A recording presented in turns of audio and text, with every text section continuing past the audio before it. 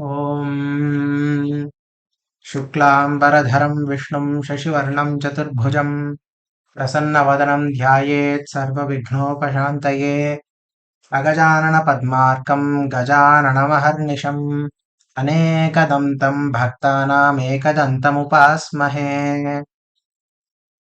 दोर्भिर्युक्ता चतुर्भिः स्फटिकमणिमयीमक्षमालां दधाना हस्तेनैकेन पद्मं सितमपि च शुकं पुस्तकं चापरेण भासा कुन्देन्दुशङ्खस्फटिकमणिनिभा भासमाना समाना सा मे वाग्देवतेयं निवसतु वदने सर्वदा सुप्रसन्ना.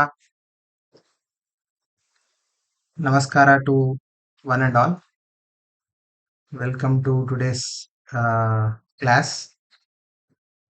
Quickly, we will do Parayana of all the shlokas that we have seen till now, and then we will continue with the discussion of the new next shlokas.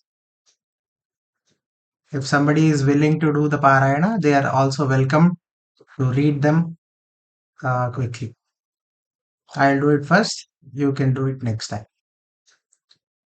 Om तपस्वाध्यायनिरतं तपस्वी वाग्विदाम्बरम् नारदं परिपप्रच्छ वाल्मीकिर्मुनिपुङ्गवम् कोऽन्वस्मिन् साम्प्रतं लोके गुणवान् कश्च वीर्यवान् धर्मज्ञश्च कृतज्ञश्च सत्यवाक्यो दृढव्रतः चारित्रेण च को युक्तः सर्वभूतेषु को हितः विद्वान् कः समर्थश्च कश्चैकप्रियदर्शनः आत्मवान् को जितक्रोधो द्युतिमान् को न सूयकः कस्य बिभ्यति देवाश्च जातरोषस्य संयुगे एतदिच्छाम्यहं श्रोतुं परं कौतूहलं हि मे महर्षे त्वं समर्थोऽसि ज्ञातुमेवं विधन्नरम् श्रुत्वा चैतत्त्रिलोकज्ञो वाल्मीकिर्नारदो वचः श्रूयतामिति चामन्त्र्य प्रहृष्टो वाक्यमब्रवीत्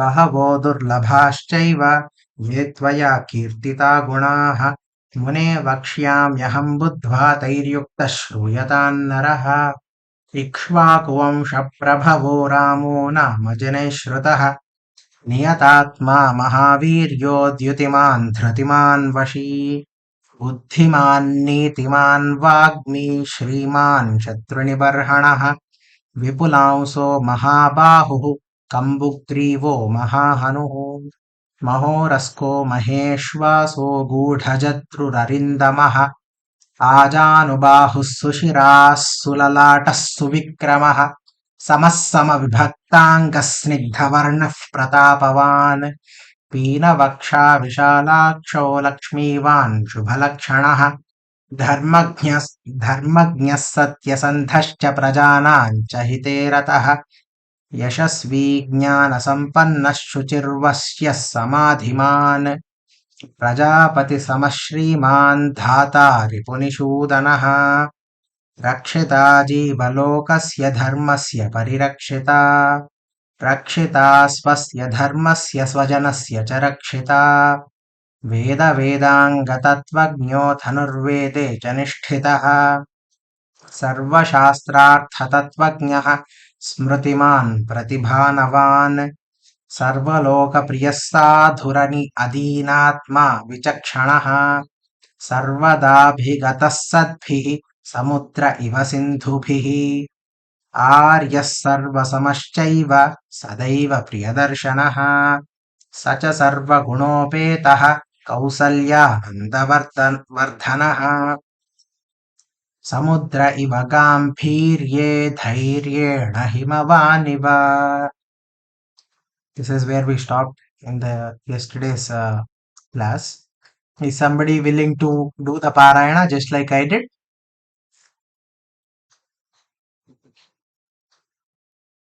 I'll try, sir.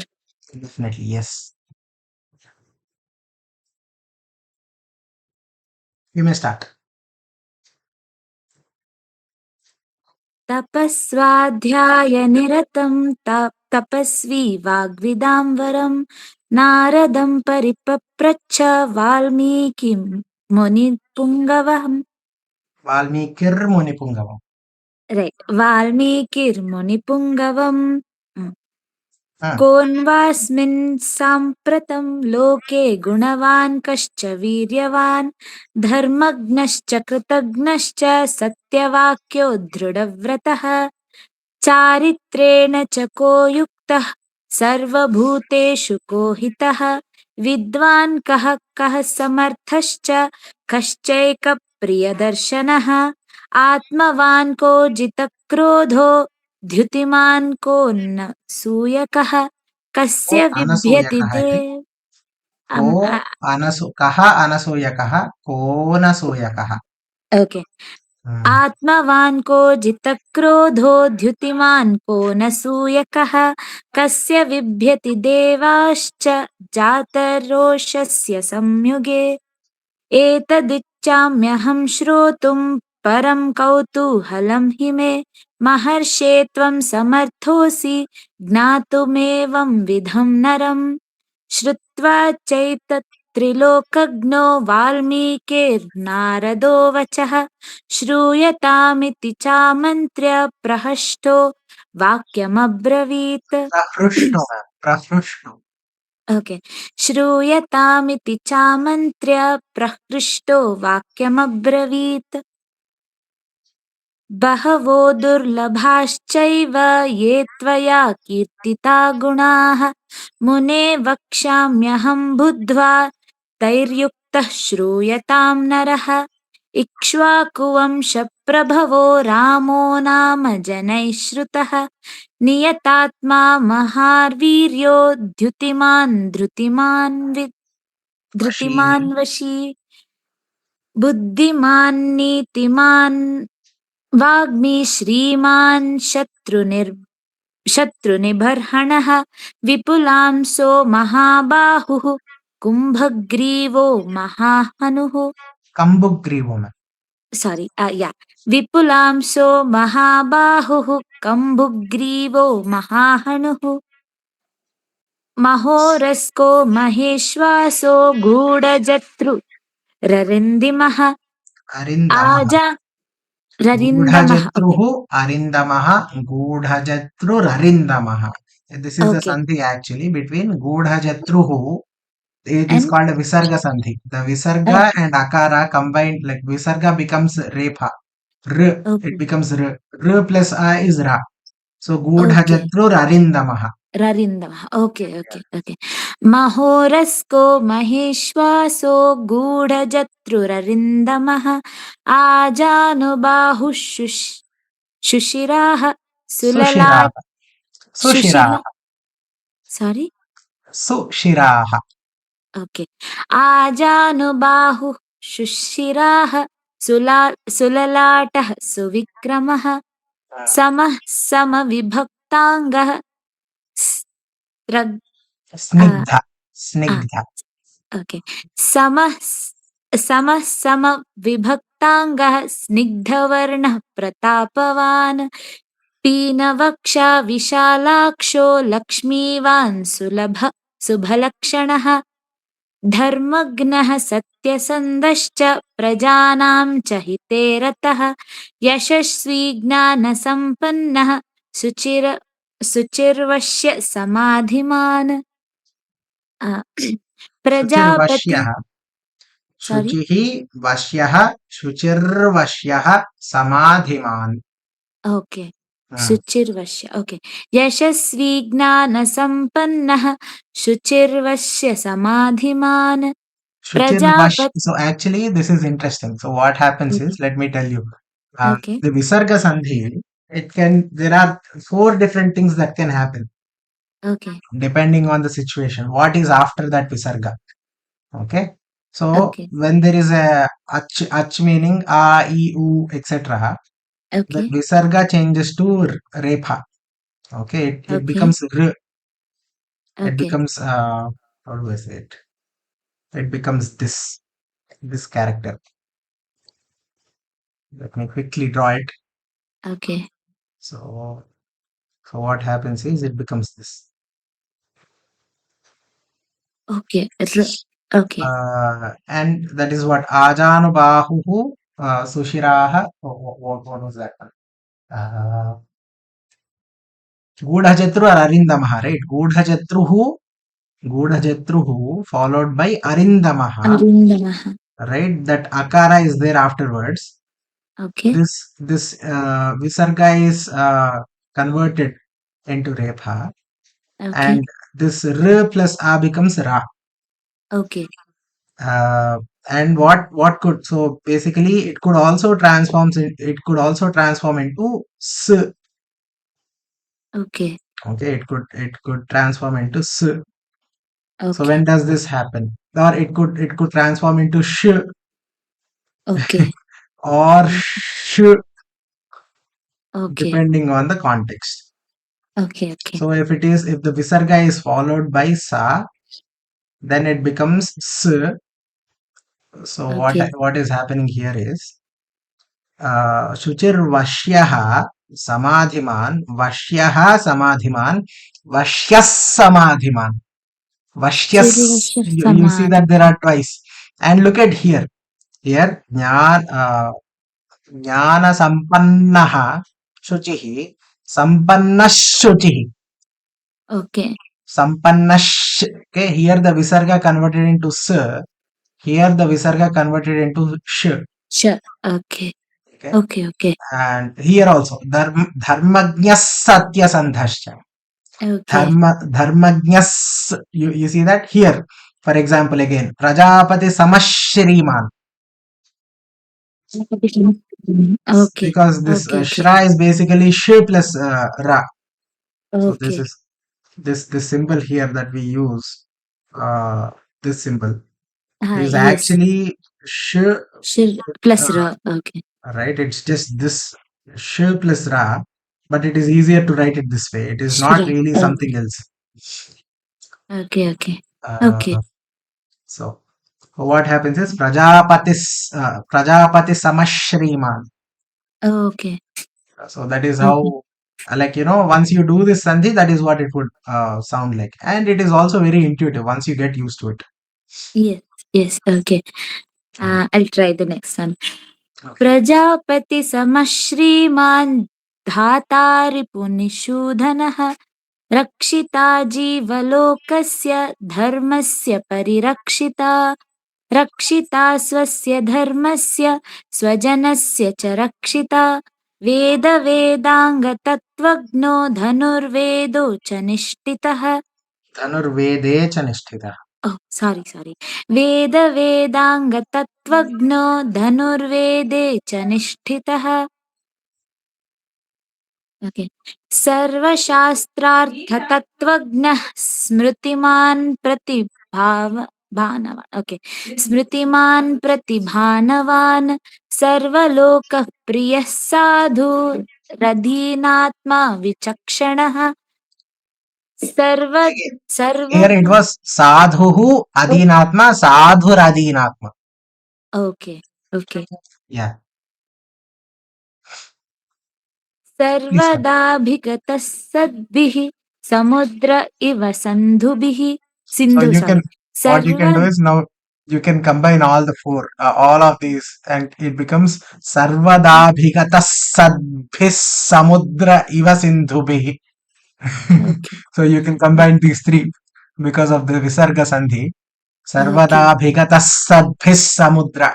Of course, you don't need to. It is much easier Okay. to say it sarvadabhigata sadbhihi samudra iva sindhubhihi. But okay, Okay. continue. Okay.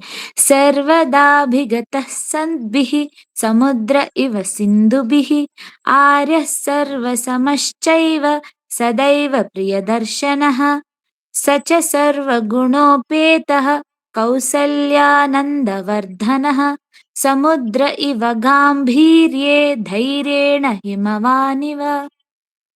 Yes, this is where we stop. Thank you very much, ma'am. Thank you. And now we'll read the next shloka. One of you can unmute yourself and we will do it twice, just like always. Vishnuna sadrusho virye. Somebody ready?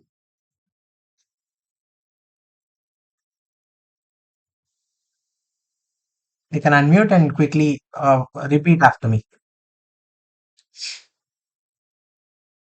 So just feel free. It's very small class, so you don't need to feel ashamed or anything like that. We're all learning at the end.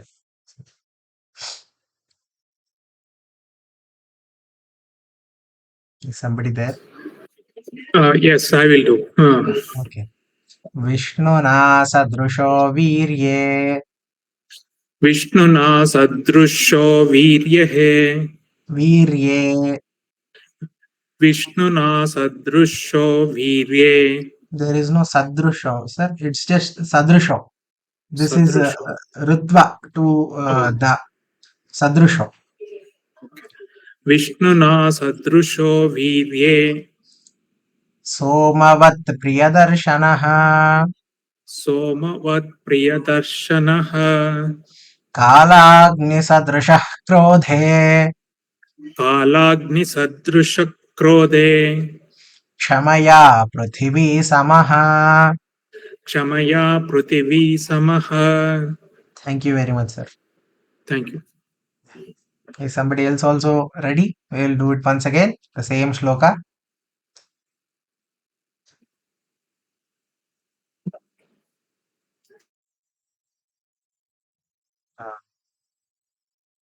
Please, quickly. We want to do many shlokas, and the whole point is to practice, right? The point is that, as you practice the shlokas, you'll be able to read them on your own. It becomes easier with practice. So this is a wonderful opportunity for all of us to learn the shlokas. I'll do it. Okay. विष्णुना सदृशो वीर्ये विष्णुना सदृशो वीर्ये सोमवत् प्रियदर्शनः सोमवत् प्रियदर्शनः सोमवत् प्रियदर्शनः कालाग्निसदृशः क्रोधे कालाग्निसदृशः क्रोधे क्षमया पृथिवी समः. क्षमया पृथिवी समः. So one more thing I would like to note here, the same visarga can also become something called a upadmaniya, which is written like this, or a jihvamuliya, which is also written the same way, but both of these are pronounced differently. So when you have a visarga and that is followed by ka, okay, let's take an example of aha, and this aha is followed by ka. Then what this becomes is, it becomes ahka. So this is the sandhi that happens, and the visarga is replaced by this sound that is coming from the throat. Ahka. Instead of ahaka, it becomes ahka. This is called jihvamuliya, because it is jihva means tongue and mula means the base of the tongue. It is coming from there, so it is called jihvamuliya. So when aha is followed by ka, it becomes ahka. And when this aha, the same aha is followed by pa, it becomes afpa. Can you hear the difference? Aha followed by pa is afpa, afpa. There is a F kind of sound that comes up. Afpa. Although the both are written in the same way, it is understood from the context by the fact that there is ka and pa. You are able to differentiate between the two. This is how one would write it.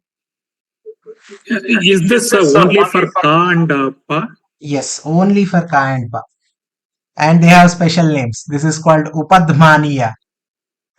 This afpa sound, this is called upadmaniya, while this is called jihvamuliya.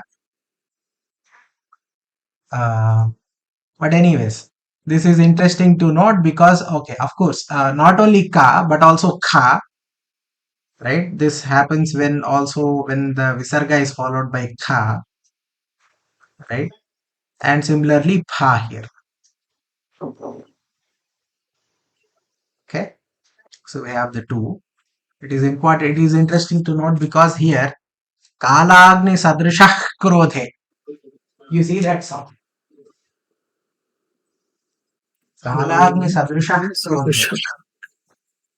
So ahka, that sound is there here, as you can see.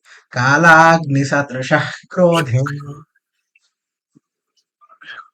Chamaya Prithvi Samaha iti. So that is what this is another intricacy. This is one of the Visarga Sandhi that is happening. So the Visarga can transform into R, it can transform into S or sh, and Sh. It can also transform into these ka and afka, these kinds of sounds as well. Okay. So this is interesting to note because when we are reading fast, we are trying to make sandhi between all these words. So what sandhi? The definition of sandhi in Vyakarana is that when two words are too close to one another, that itself is called sandhi. And this is how one should do it. So when you are reading it slow, you can say Aryaha Sarva Samaschaiva Sadaiva Priyadarshanaha. There is no problem. But when we want to go faster, this Visarga comes closer and closer to the Saka, the Sakara here. And this Visarga transformed into Sa. And you get Aryas Sarva Samaschaiva. There are two iti. In Telugu, it's called Saku Savatu. I think that is the same way they call it even in Kannada as well. Correct. Yeah. So Arya Sarva Samascheva iti.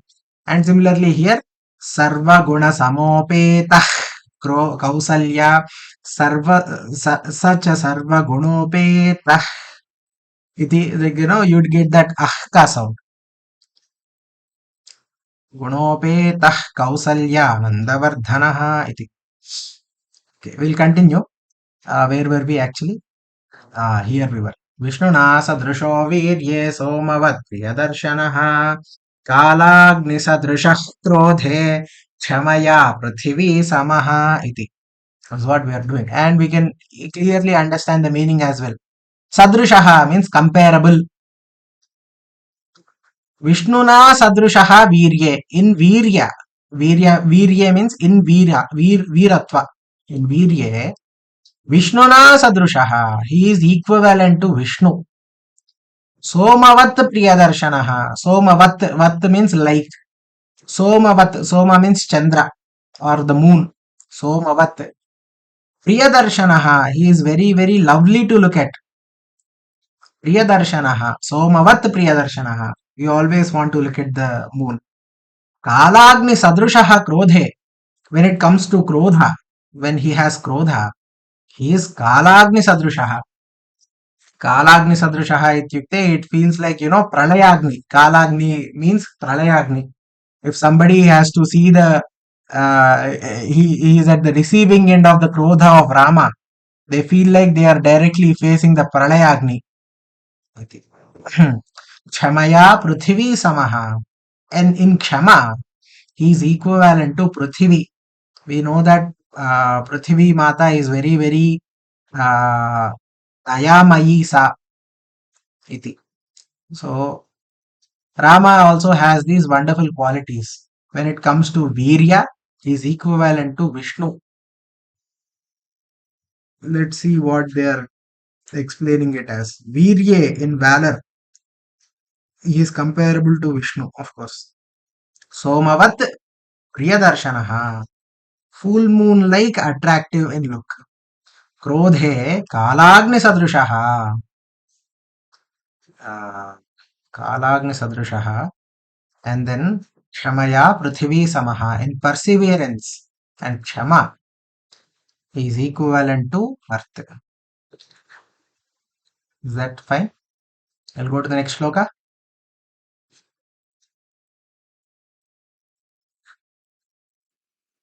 You can go to the next shloka. Yes. Okay. Yes. Is somebody ready?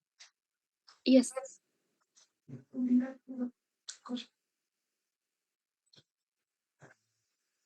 Is somebody ready? Yes. Okay. धनदेन समस्त्यागे धनदेन समस्त्यागे सत्ये धर्म इवापरः सत्ये धर्म इवापरः तमेवं गुणसम्पन्नं तमेवं गुणसम्पन्नं रामं सत्यपराक्रमम्. रामं सत्यपराक्रमम्. Okay. Thank you, ma'am. Is somebody else also ready? We'll Thank quickly read this again. Yes, I will do. Okay. धनदेन समस्त्यागे धनदेन समस्त्यागे सत्ये धर्म इवापरः सत्ये धर्म इवापरः तमेवं गुणसम्पन्नं तमेवं गुणसम्पन्नं रामं सत्यपराक्रमम्. रामं सत्यपराक्रमम्. Okay. So it's actually incomplete. This sentence is not over. The first line is continuing with the previous line. Is like Dhanadena Samaha Tyage. Dhanadaha, who is Dhanada? Dhanada is Kubera. Dhanadena Dhanadena Samaha. He is equal or like as Dhanada. Dhanada means the one who gives Dhana. At Tyaga, when it comes to doing Tyaga, he is equivalent to Dhanada, who is always giving away all his riches to anybody who comes. Dhanadena Samastyage Satye Dharmaha Iva Aparaha. Aparaha means not different. Dharma Iva, at Satya, Dharma here refers to Dharmaraja. Dharmaraja is Yama. When it comes to telling the truth and being truthful, he is not different. Aparaha, Dharma Iva Aparaha, is not different from Dharmaraja, that is Yama. Here you can see it. Aparaha, here on earth. Oh, Aparaha, not another. Okay. Aparaha means not different also can be taken, but it depends. Satye in candor. Candor means truth. Truthfulness. Dharma Iva. Probity is death. God of death. Which is Yama. Aparaha can also mean on earth. He is like Yamaraja on Bhumi in the sense that he is always doing Dharma. He is always telling Satya. Satye Dharma Iva Paraha. Okay, we'll go to the next shloka then. Yes, sir. ज्येष्ठं श्रेष्ठगुणैर्युक्तं ज्येष्ठं श्रेष्ठगुणैर्युक्तं प्रियं दशरथः सुतं प्रियं दशरथः सुतं दशरथः सुतं. You have to hiss दश like a snake. This is what my guru used to say. Whenever you have this visarga, after that you have sa or sha or sha. You have to hiss like a snake. Okay. प्रियं दशरथः सुतं प्रकृतीनां हितैर्युक्तं प्रकृतीनां हितैर्युक्तं प्रकृतिप्रियकाम्यया प्रकृतिप्रियकाम्यया. Okay, thank you, ma'am. Once again, is somebody else also ready? Let's read this again.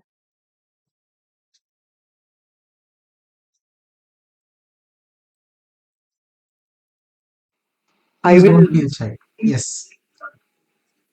ज्येष्ठं श्रेष्ठे गुणे युक्तं प्रियं दशरथसुतं प्रकृतिज्ञानहिते युक्तं प्रकृतिप्रियकाम्ययाः. Thank you. But there is no visarga at the end. Prakriti priya kamyaya iti. Yes. Thank you. Thank you very much. Once again. So, the meaning of this Jyeshtham. Jyeshtham means elder, I think. Jyeshtham. Where is it? It's most probably given somewhere.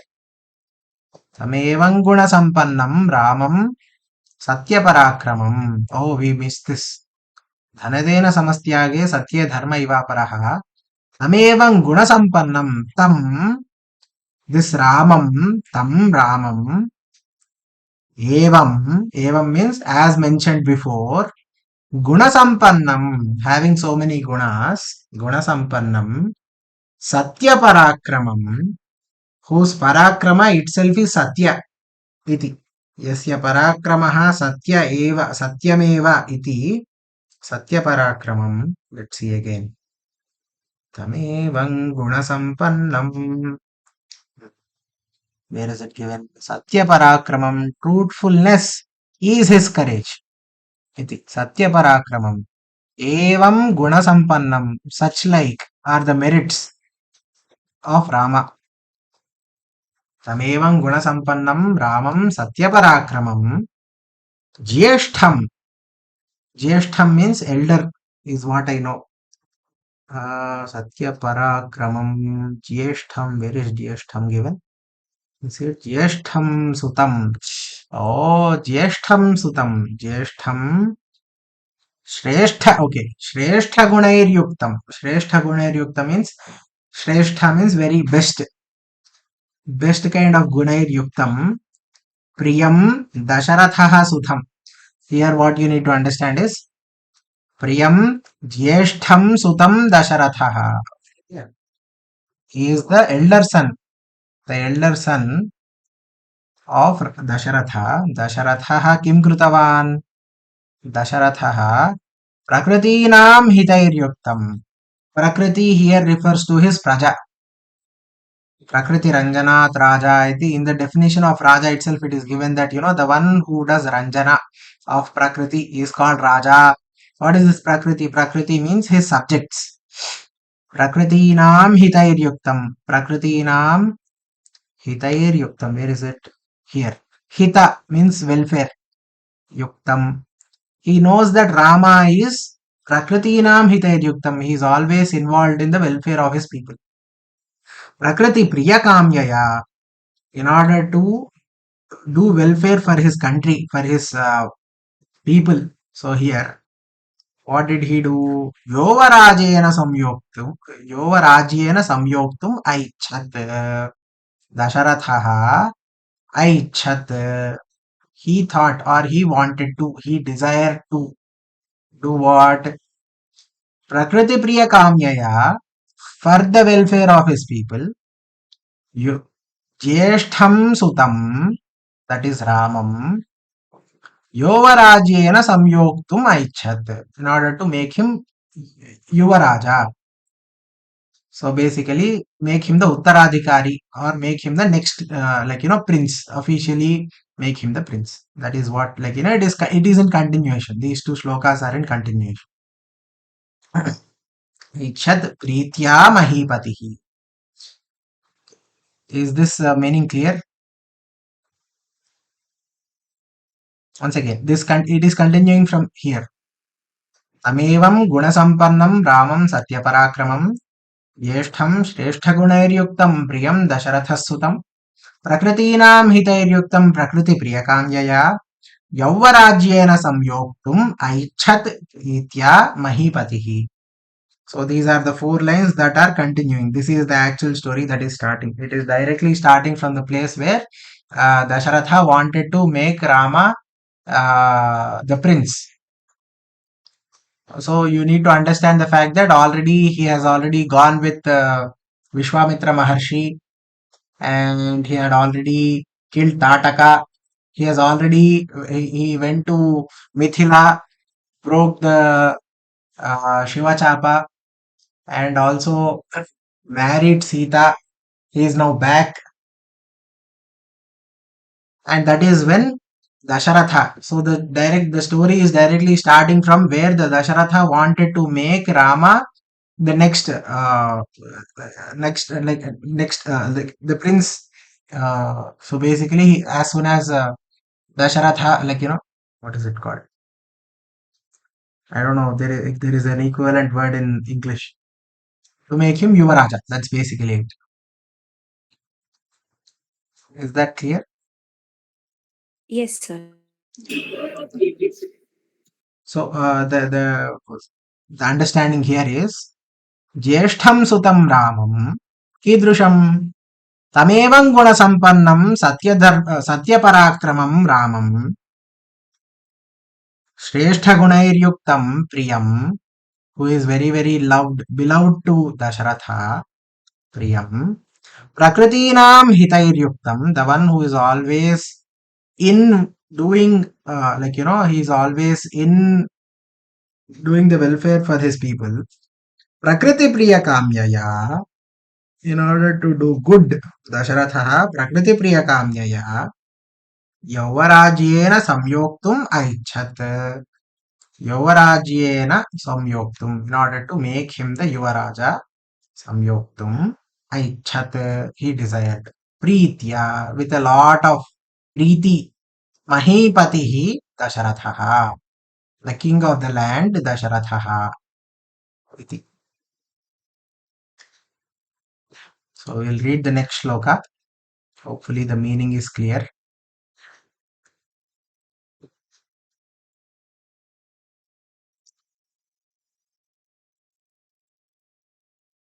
Is somebody ready to read the next shloka? Yes, I'll do it. Okay. Yo Yavarajyena Samyoktum यौवराजेन संयोक्तुम् Yavarajyena Jye Ye. So Okay. Yavarajyena यौवराज्येन संयोक्तुम् Aichat Preetya Mahipatihi ऐच्छत् प्रिया महीपतिः Aichat प्रीत्या Preetya. Okay ऐच्छत् प्रीत्या महीपतिः Okay. तस्याभिषेकसंभारान् तस्याभिषेकसंभारान् दृष्ट्वा भार्याथ Kaikeyi.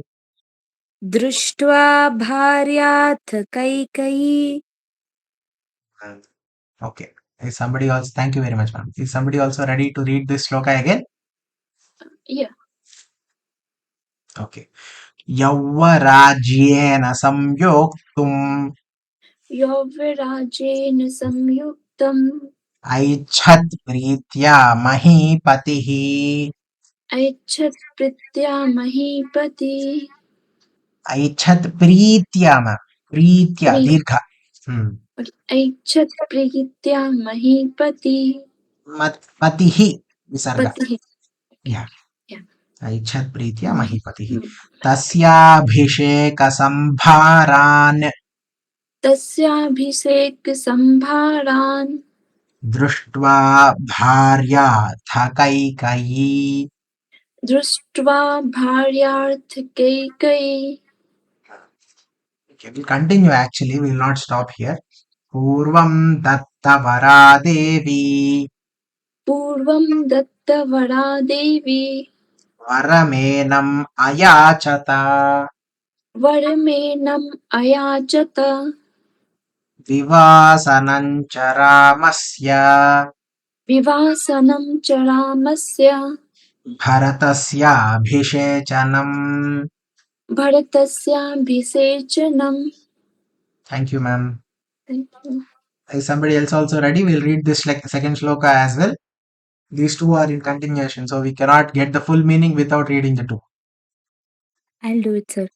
Okay. Purvam dattavara devi पूर्वं दत्तवरा देवी varamenam ayachata वरमेण मयाचत vivasanam charamasya विवासनं च रामस्य bharatasya abhishechanam. भरतस्याभिषेचनम् Shechanam, ma'am. Sha. भरतस्याभिषेचनम् Thank you. So I think you are already able to understand the meaning. Is anybody able to get the meaning of what is going on in these two shlokas? Any ideas? Yes, when Dashratha Maharaj was supposed to incarnate, ceremonially promote Lord Ramachandra as the Yuvaraja. Kaikeyi, who has been seeing all of this, because of the using the boons that she was granted before, she is asking the same. Yachata, she's asking them. And for Rama, it is Vivasana. That means probably the sending him to the forest, and Bharatabhishekam should be done. Yes, it's true. So you almost got it. So let's go word by word and try to understand it completely. So we have already seen till here, right? Mahipatihi, Kim Krutavan Mahipatihi, Pritya, with a lot of love. Prakriti Priya Kamyaya, in order to do good for his people as well. Yovarajyena Samyoktum Aichat. Ramam Yovarajyena Samyoktum Aichat. To make Rama the Yuvaraja, that is what he thought. And then what happened? Tasya means his. Abhisheka Sambharan means Abhisheka Sambhara means all these preparations in order to Abhisheka. Rajyabhisheka. So Abhisheka Sambharan Društva, having seen his Abhisheka Sambharas, all the preparation for his Abhisheka, Bharya Kaikeyi, Dasharathasya Bharya Kaikeyi, Kim Krutavati? Purvam Dattavara. Saka Dattavara. She is one who has been given Vara. Purvam Dattavara. She has been given Varas beforehand. Purvam Dattavara. Devi, Sadevi, Kaikeyi. Varam enam ayachata. Varam means wish. Enam means this. Ayachata means she asked in past tense. Yachan karna matlab पूछना. So ayachata. What is it? Vivasanam cha Ramasya Vivachanam. Vivasanam. Ramasya Vivasanam. To send Rama away. Vasa means to stay. Vivasa, to send away, to stay somewhere else. Vivasanancha Ramasya. Bharatasya Abhishechanam. Do Abhisheka of Bharata instead of Rama. This is what her wish was. So let's quickly look at the translation as well before we go to the next shlokas. Prakritinam hitairyuktam prakriti priyakamyaya yovarajyena samyuktam aichat pritya mahipati.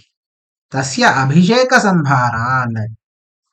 Sambharan means anointment ceremony, arrangement, Sambharaha ityukte arrangements. Društva, having seen, on seeing. Purvam Dattavara, when she is accorded of boons.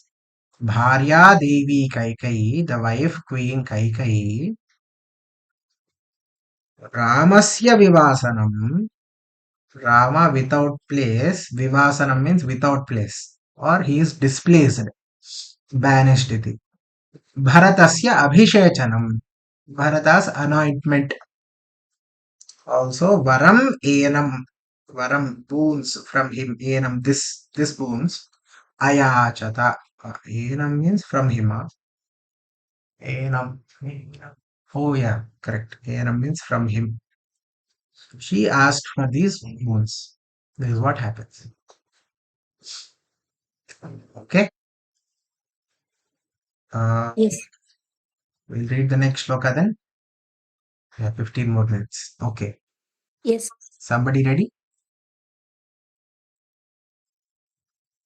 For those who have not yet read it with us, please feel free to unmute yourself and read these shlokas. It's okay to make mistakes.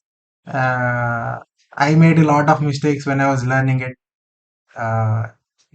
So it is all fine. You don't need to feel self-aware. We are all here to learn. So please feel free to unmute yourself and we'll read the next shloka.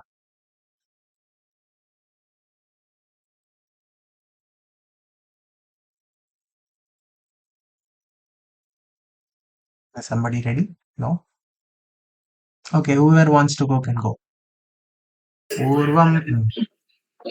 Okay, I will read with you. Okay. Bharatasyaabhishechanam. This is done. Next. Sa satyavachanat raja स सत्यवचनाध्राज धर्मपाशेन संयतः धर्मपाशेन संयतः संयतः विवासयामास सुतम् विवासयामास सुतं रामं दशरथः प्रियम्. रामं दशरथं प्रियम्. So here again, the visarga is followed by pakara. So you'll get Okay, it is afpa. fa. Yes, afpa. So you'll get that F kind of sound. Dasharathah Dasharatha priyam. Yeah. Ramam Dasharatha Priyam. Yes. Beautiful. Can you do it once again? Yeah. Satya Vachanadhraja Dharma Bhashena Samyataha Vivasana Yamasa Sutam Ramam Dasharatha Priyam. Thank you very much. Thank you very much. So, Saha Satya Vachanat, because of the fact that his Vachana, his Vak, is always Satya. The one whose Vak is always Satya is Satya Vachanaha. Satya Vachanat, because of the fact that his words are always truth. Satya Vachanat Raja, Eshaha Raja, Dharmapashena Samyataha, he is bound by Dharmapasha. Pasha means basically a rope that is used to bind animals. Dharmapashena samyataha. So, let's see here. Saha Raja Dasharathaha Kidrushaha Satyavachanat, because of truthfulness of his words. Dharmapashena, by the halter of righteousness. Samyataha, is bound by it. Vivasayamasa. Vivasayamasa is the past tense. He displaced or expelled. Sutam Ramam. Sutam Ramam, his own son Ramam.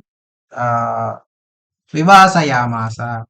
He exiled Rama.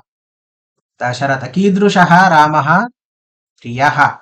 Priyam Sutam Ramam Vivasayamasa.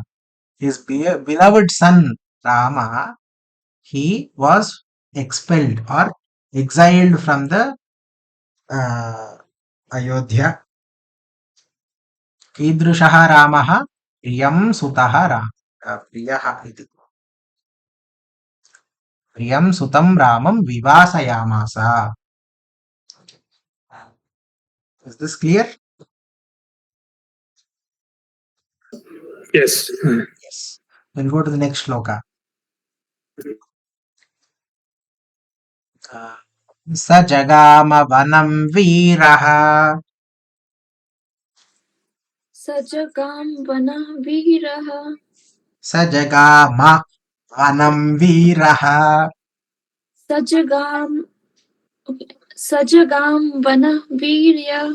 This ma is supposed to be completely said down instead of. I know that it is hard for Hindi speaking people or North Indians, but you can try here.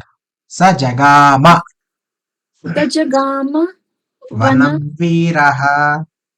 Sajagama vanah veeraha. Pratignyam Anupalayan. Pratigya anupalayam. Pratignyam Anupalayan. There is this m and then ma. Okay. Pratigyam anupalayan. Yes. Piturvachana Nirdeshat. Piturvachana Nirdeshat. Piturvarchana nirdeshat. Kaikeyaha. Keikaya. Kaikeyaha. कैकेय्याः प्रियकारणात्. प्रियकारणात् Can you try it once again? Can you read this? yeah. सजगां वीर्य Veeraha. वीर okay. सजगां वीर प्रतिज्ञाम् अनुपालयन् पितुवत्. Okay, can you just say again this one? Vachana nirdeshat. वचना निर्देशात् कैकेय्याः प्रियकारणात्. कैकेय्याः प्रियकारणात्. Thank you, ma'am. That was a very, very nice try. You are very close. Okay. Yeah, we'll try. Yeah. It's just practice. You just need to keep on practicing every day and you will get it in no time. It's very, very nice. Thank you. So let's see what is being said here. Saha jagama. Jagama means he went. Gam dhatu. Gam means gachati. So gam dhatoho arthaha gachati. He goes. Jagama is the past tense form. It is a very, very specific past tense form that is used in these epics like Ramayana and Mahabharata, etc. It is not normally used in normal speech. Agachat is used instead of jagama. Jagama is used when it is it is paroksha, like you did not see him go, but you are telling that you are just saying that he went. So that is the kind of wording that is. So when you say jagama, you are also saying that you are saying that he went, but you are also saying that I did not see him go. Somebody told me that he went.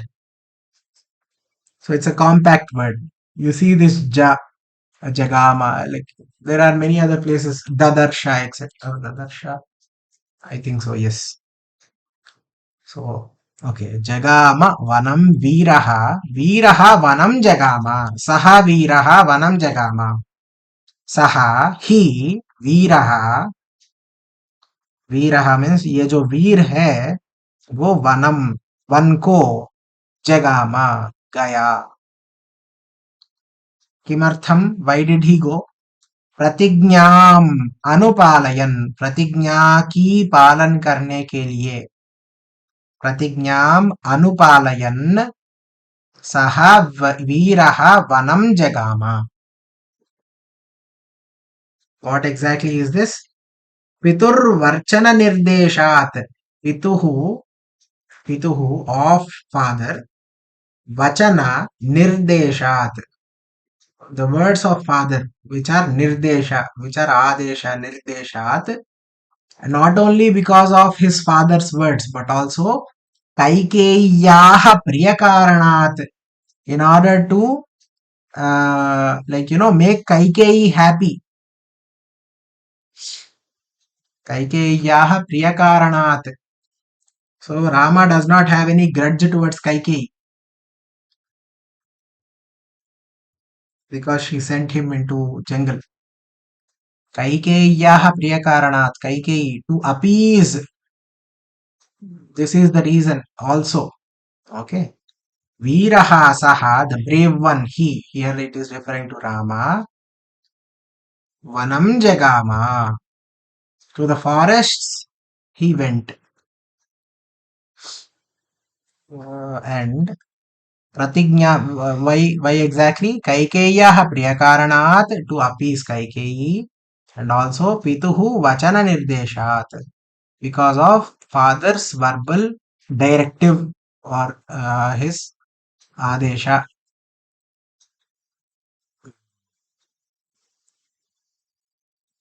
Pratignyam anupalayan, and also his own pratignya.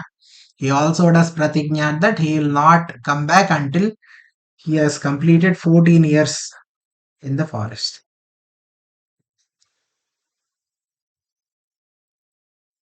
Okay. Pratignyam anupalayan piturvachana nirdeshat Kaikeyaha priyakaranat cha By these three reasons, Saha Veeraha Vanam Jagama. He went to forest. We'll read next shloka. Somebody ready? I will read, sir. Yes. Tam Vrajantam. तं Okay. व्रजन्तं प्रियो भ्राता लक्ष्मणो नुजगामः स्नेहा Lakshmano Anujagamaha. लक्ष्मणो जुगामः Lakshmanaha Anujagamaha. Lakshmanonujagamaha. Okay sir लक्ष्मणो अनुजा अनुजगामः अनुजगामः Yes. स्नेहादिन्यसम्पन्नः सुमित्रा स्नेहात् विनयसम्पन्नः स्नेहाद् विनयसम्पन्नः स्नेहाविनयसम्पन्नः सुमित सम्पन्नः there is two nas here as you can see. यस सम्पन्नः Hmm. स्नेहाविनयसम्पन्नः Sampannaha. सुमित्रानन् You need to stress the na twice. सम्पन्नः Sampannaha. Yes. सुमित्रानन्दवर्धनः Thank you, man. Thank you. Does anybody also want to read this shloka? Yes. Okay. Will you repeat after me? Yeah. Tam vrajantam priyo bhrata Tam Brajantam Priyo Bhrata Lakshmano nujagamaha Lakshmano Anujagamaha स्नेहाद् विनयसम्पन्नः Snehaduyanaya Sampanaha सुमित्रानन्दवर्धनः. Sumitra Nandavardhana. Thank you. Thank you very much. So the meaning here is Sumitra Anandavardhanaha, the one who increases the happiness, or Vardhanaha means the one who increases, right? Vardhati means to increase. Anandavardhanaha, the one who increases the Ananda of Sumitra. Sumitranandavardhanaha Lakshmanaha Anujagama meaning Anu means right behind. Anu is an upasarga. It's a what is it called? Super. It's not a superscript. What is it called? Prefix. It's a prefix that has the meaning of right behind. Okay. Anujagamaha. He followed. To follow also. Lakshmanaha Sumitra Anandavardhanaha Anujagama. This ha is just an expression. Ha is like, Ascharya. Wow iti. So, Bhrata Lakshmanaha. Brother Lakshmanaha. Kidrushaha Priyaha Bhrata Lakshmanaha. A very, very beloved brother Lakshmana, who is Sumitra Anandavardhanaha Anujagama. Tam Vrajantam. What kind of Lakshmana is he? What is this Bhrata like? What is Lakshmana like? Snehat Vinaya Sampannaha. He has a lot of Sneha. Sneha. As we discussed yesterday, Sneha means he is always along with Rama. And also that there's a lot of friendliness. Snehat Vinaya Sampannaha. Vinaya means very interesting word, Vinaya. Let's see what this Snehat Vinaya Sampannaha. Vinaya. Humbleness. Vinaya Sampannaha, who is full of humbleness. Snehat Vinaya Sampannaha Tadrishaha Vrajantam. Tam Vrajantam. Where is Tam and Vrajantam? I would like to see those two. Vrajantam Tam Bhrataram. Who is going him? Okay. He who is going, I think. Tam Vrajantam Bhrataram. Okay. Anujagamaha. Tam Vrajantam The one who is already going, to him Priyaha, Bhrata, Lakshmanaha, Anujagama. So along with Rama, Lakshmana went with Rama. Kimartham gatavan ityukte भ्रातरं दयितो भ्रातुः सौभ्रातृत्वम् अनुदर्शयन् इति. We will stop after. Okay, maybe this is a good place to stop. Is this making sense? Yes, surely, sir. Okay. Right. Any suggestions in the class? Any ways I can improve it? Just one thing. Like, okay, so we will be having class every day, or because there was no message in the morning, so I got confused. Yeah, that's what I was thinking of, doing it alternative days from this week onwards.